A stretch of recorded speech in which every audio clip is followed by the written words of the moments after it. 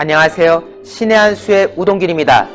총선 이후로 통합당의 흐름이 심상치 않습니다. 황교안 대표가 물러난 뒤로 지금 비대위를 꾸린다, 아니다, 빨리 전당대회 치르자 등등 여러 가지 이야기가 내부에서 나오고 있다고 하는데요. 문제는 이게 흐름이 잘 정리되면 되겠는데 서로가 엇박자를 내면서 굉장히 지금 혼란스럽습니다. 이거 당이 제대로 돌아가는 거 맞느냐? 이런 통합당 우리가 과연 믿고 갈 수 있겠느냐? 이런 세간의 지적도 나오고 있는데요. 이와 관련된 소식 이창근 박사님 모시고 이야기 나누겠습니다. 박사님 안녕하세요. 네, 안녕하세요. 사실 네. 저 역시도 이번 총선 이후에 지금 보여지고 있는 통합당 흐름을 보면 많은 걱정이 되는데 네네. 우리 이창근 박사님 같은 경우는 실제로 그 전국위원회, 얼마 전에 있었던 그 전국위원회에 또 참여를 하셨지 않습니까? 네네. 그곳의 상황이 굉장히 좋지 않았다라는 이야기를 들었습니다. 제가. 네네. 맞습니다. 얼마 전에 이제 상임정국위원회, 전국위원회가 열렸는데 그것은 당이 어쨌든 황교안 전 대표의 정말 퇴진할 때도 정말 어이없는 퇴진이지 않겠습니까? 당이 그렇게 총선에 참패하고 위기에 빠졌는데 한때 대선 주자로 분류됐고 그리고 당 대표를 맡으신 분이 그렇게 도망가듯이 퇴진하면서 당이 지도부 공백이랑 위기를 맞았지 않습니까? 그렇죠. 비록 원내대표가 권한 대행을 이어받았지만 원내대표 역시 낙선한 상황이고 그래서 당이 비상대책위원회로 전환하고자 그렇게 최고위에서 의결을 했고 그리고 우리 심 원내대표 대표 권한 대행의 전언에 따르면은 최고위원 회의에서도 6대1이라는 압도적인 가결로 어쨌든 비상대책위원회를 가기로 했다. 그렇게 해서 상임정국위원회, 전국위원회 이렇게 절차를 밟아서 출범하려고 했던 거죠. 네. 그러나 상임정국위원회는 정족수가 미달돼서 개최되지도 못했어요. 당헌에 결국 전당대회를 저희가 통합을 하는 과정에서 미래통합당이라는 새로운 정당으로 출범할 때 다음 전당대회는 2020년 8월 31일까지 개최한다. 아하. 이 조항을 바꾸려고 했는 게 상임정국위원회였는데 왜냐하면은 비상대책위원장이 오시더라도 다음 대선 준비를 위한 시간적 여유를 주기 위해 네. 전당대회 개최를 위한 비상대책위원장이 아니라 실질적인 당이 황골 탈퇴하고 새로이 출발하고 정강정책도 바꾸고 국민들한테 새로운 그러한 콘텐츠를 내놓을 수 있는 시간을 주기 위해 그걸 없애려고 했던 거죠. 네. 하지만 정족수 미달로 무산이 되고 그렇지만 전국위원회는 정족수가 돼서 개최를 해서 제적의원의 과반 찬성의 과반 의결인데 330명이 출석해서 177명이 찬성표를 던졌다고 하죠. 그래 어쨌든 전국위원회에 어쨌든 추인은 받았습니다만 그 과정에 있어서 굉장히 뭐라 그럴까 우리 조경태 현 최고위원이시죠. 아직까지는 최고위원회가 지금 비상대책위원회로 출범하면은 바로 최고위원회는 산회가 되는데 네. 아직 그렇지 않기 때문에 일단 최고위원인데 전국위원회에서 보여준 모습 그 자체는 정말 뭐라 그럴까 본인은 당선이 됐을지 몰라도 253개 지역구에서 저희가 169개 지역을 잃었습니다. 네. 단지 84개 의석을 획득했을 뿐인데 정말 당의 미래를 걱정하는 모습인지 본인이 당권에 눈이 멀어서 하는 행태인지 정말 저는 묻지 않을 수 없겠더라고요. 지금 뭐 사실 당대표를 뽑을 상황은 아니지 않습니까? 그렇습니다. 지적하신 대로 지금 워낙 충격적인 결과였기 때문에 물론 많은 분들의 지지는 있었습니다. 하지만 결과적으로 결국 중요한 거는 의석수인 건데 그 의석수만 놓고 보면은 이번에 나온 이 결과는 우리가 지금 엄중하게 받아들여야 되는 그런 상황인 거고 또 여기에 대해서 당이 또 쇄신을 해야 되는 부분도 분명히 있기 때문에 거기에 대해서 우리가 시간을 좀 가질 필요는 있다라는 지적이 나올 수밖에 없는데 물론 지금 거기에 어떤 사람이 들어가느냐 뭐 누구를 위원장으로 모시냐 뭐 요거는 논외겠지만은 어쨌든 비대위를 꾸려서 어떤 방향으로 당을 이끌 것인지 여기에 대해서는 우리가 담론을 충분히 해야 되는 상황이지 않습니까? 근데 벌써부터 지금 총선이 지난 지 얼마나 됐다고 무슨 이긴 정당 마냥 벌써 당대표가 누가 되니마니 뭐 전당대회를 열어야 되니마니 저는 이런 모습 자체가 지지자의 입장에서 보면 참 안타깝다는 생각이 좀 들거든요. 그렇죠. 그래서 과거 2012년도하고 한번 멀리 갈 것 없이 네. 2012년도하고 한번 비교를 한번 해보겠습니다. 2012년도에도 당이 당시에 한나라당이 중앙선관 해킹 사건으로 폐쇄될 뻔한, 문을 닫을 뻔한 그런 위기 상황에서 어쨌든 박근혜 비대위가 출범했단 말이죠. 그리고 그때 당시에 김종인 전 총괄선거대책위원장이 비대위원으로 참여하셨단 말이죠. 그리고 그의 총선과 대선을 다 승리했는데 핵심은 뭐냐면은 당이 사람도 있어야 되지만 핵심 콘텐츠도 있어야 되는 겁니다. 그때 당시에 김종인 비대위원께서 들고 나온 부분이 경제민주화였고, 그리고 저희 당이 어쨌든 경제민주화라는 것을 박근혜 전 대통령이 비상대책위원장으로서 수용을 하시면서 중도층을 흡수하고 수도권에서 어쨌든 큰 지지를 받아서 152석이라는 기염을 토했단 말이죠. 그리고 그러한 과정이 대선까지 쭉 이어졌단 말이죠. 그래서 총선 때부터 내놓은 컨텐츠들이 발판이 돼서 국민들한테 박근혜라고 하는 확실한 대선 주자가 있었고, 그를 뒷받침할 수 있는 경제민주화를 위시한 그러한 콘텐츠, 대선 공약들이 존재했다는 거죠. 하지만 지금 이번에 보십시오, 여러분. 황교안 전 대표가 어쨌든 대선 주자로 부상이 되고 작년 전당대회에서 당대표가 되고 이렇게 왔지만 여실없이 리더십의 부재라는 논란을 계속 문제를 따안고 있었지 않습니까? 그러다가 이번 총선 결국 그게 증명이 됐고, 이런 상황에서 지금 당내에 뚜렷한 대선 주자가 없는 상황은 사실입니다. 그리고 당은 당규에 1년 6개월 전에는 대선 주자는 당직을 맡을 수가 없습니다. 그래서 이번에 미래통합당이 출범했을 때도 전당대회를 8월 31일까지 하자는 이유가 뭐냐면은 다음 대선이 2022년 3월 9일입니다. 그러니까 정확히 1년 6개월 전이면은 2020년 9월 9일 전까지 모든 당직을 사퇴해야 되는 거예요. 아하. 그렇다면 대선 주자로 분류되든 아니면 본인이 뜻이 있든, 우리 홍준표 전 대표시든 김태호 이번 당선인이든 그 사람들은 전당대회에도 나설 수가 없단 말이죠. 그리고 그분들은 만약에 비상대책위를 한다 그러면, 당신이 비상대책위원장을 한다 그러면 비상대책위원장은 대선 후보하고는 또 관계가 없어요. 당헌 당규에 따르면. 그렇다면 왜 8월 31일까지인지를 보라 이거죠. 그리고 지금 모든 당의 현재 상황에 봤을 때 비상대책위원장이 누구냐 했을 때 어느 누구도 그런 대안을 내놓은 지 없지 않습니까?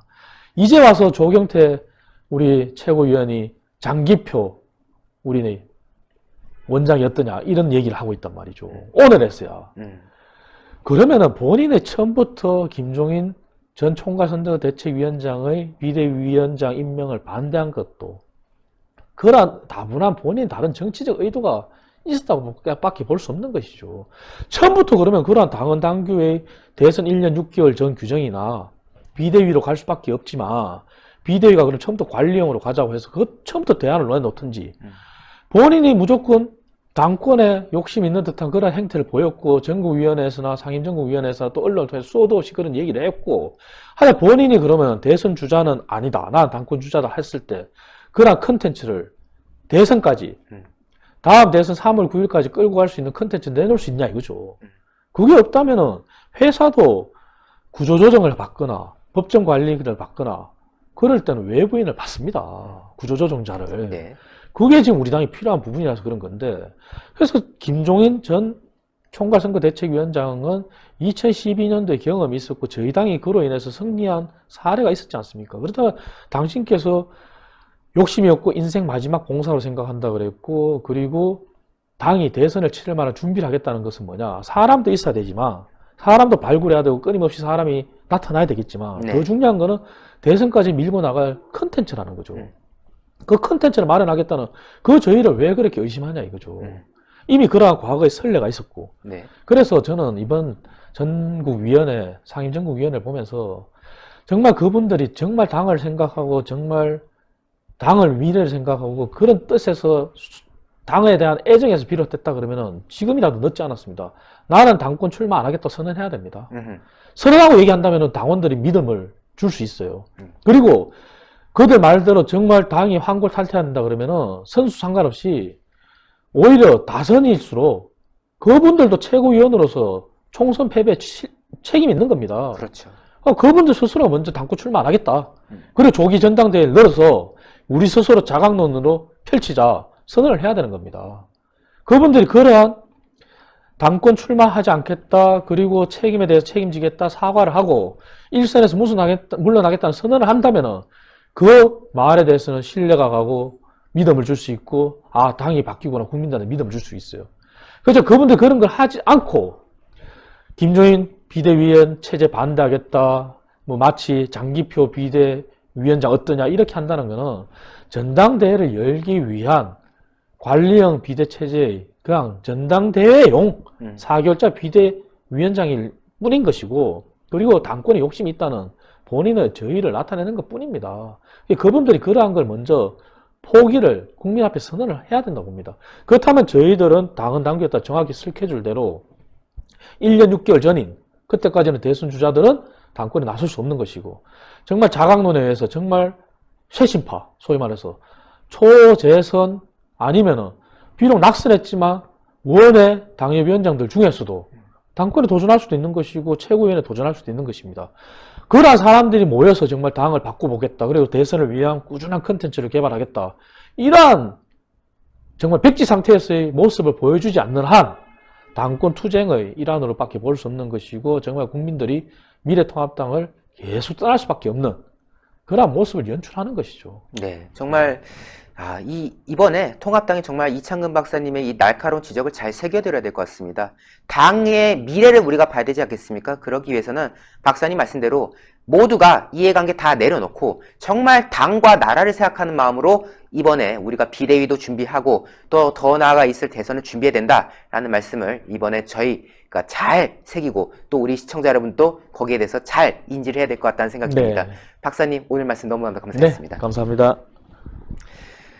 네, 시청자 여러분들 참 총선 얘기할 때마다 저도 참 마음이 아픈데요. 비록 이번에 총선에서 통합당이 안타까운 결과를 받긴 했지만 또 한편으로는 많은 유권자들의 지지가 있었던 것도 사실입니다. 통합당 후보를 선택했던 1200만 명의 유권자, 과연 이분들이 지금의 이런 모습을 보겠다고 지지했겠습니까? 총선 패배 후유증이 아무리 심해도 그렇죠. 벌써부터 당권이 나오고 또 어떤 이해관계가 지금 나오는 상황 안타깝습니다.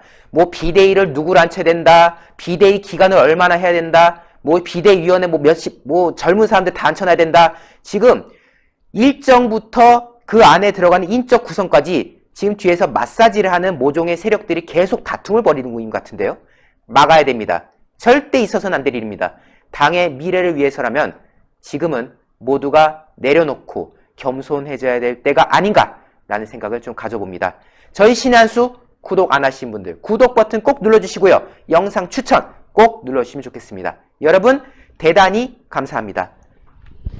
감사합니다. 네, 감사합니다. 010-6727-4982 전화하셔도 되는데요. 전화를 잘 안 받습니다. 그만큼 인기가 많습니다. 그래서 여러분들이 010-6727-4982로 문자 보내주시면 됩니다. 배추김치 5.5kg 그리고 500g의 깍두기 포함해서 3만원 밖에 하질 않습니다. 그런데 국내산 해남 배추 그리고 국산 고춧가루로 만들었습니다. 거기다가 절일 때 해양 심층수로 절였고요. 거기다가 또 그 육수를 냈어요. 다시마 육수를 내서 김치를 만들었기 때문에 정말 감칠맛이 납니다. 여러분들 그런 얘기들은 많이 들으셨을 거예요. 김치 만들 때 먼저 육수 내서 만들면 맛있다.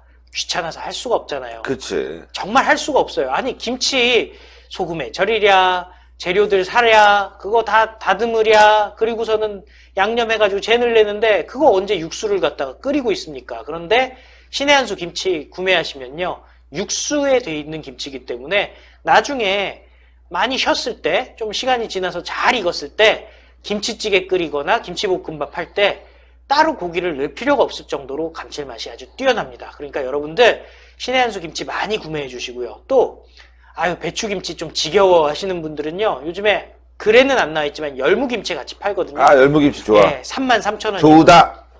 날씨가 점점 따뜻해지고 있잖아요. 열무김치는요. 지금부터 여름까지 정말 맛있습니다. 특히 신의 한 수 열무가 다른 데 열무랑 다른 점이 있습니다. 질기지가 않습니다. 톡톡 끊어져서요. 어린아이들 못 먹는데 김치 못 먹어 하는 친구들 한 5살, 6살 되는 손주들 있으면요. 신의 한 수 열무김치 한번 먹여보세요. 이거는 제가 보증할 수가 있습니다. 저희 애들이 신의 한 수 열무김치를 정말 잘 먹습니다. 다른 반찬이 필요 없을 정도로 잘 먹거든요. 사실 전에 열무김치 팔기 전에는 배추김치 정말 좋아했었는데 지금은 열무김치가 너무 좋대요. 근데 열무김치만 좋아하느냐? 그것이 아니라 총각김치도 좋아합니다. 근데 총각김치 6kg도요. 35,000원 밖에 하질 않습니다. 여러분들 010-6727-4982로 많이 주문 바라겠습니다.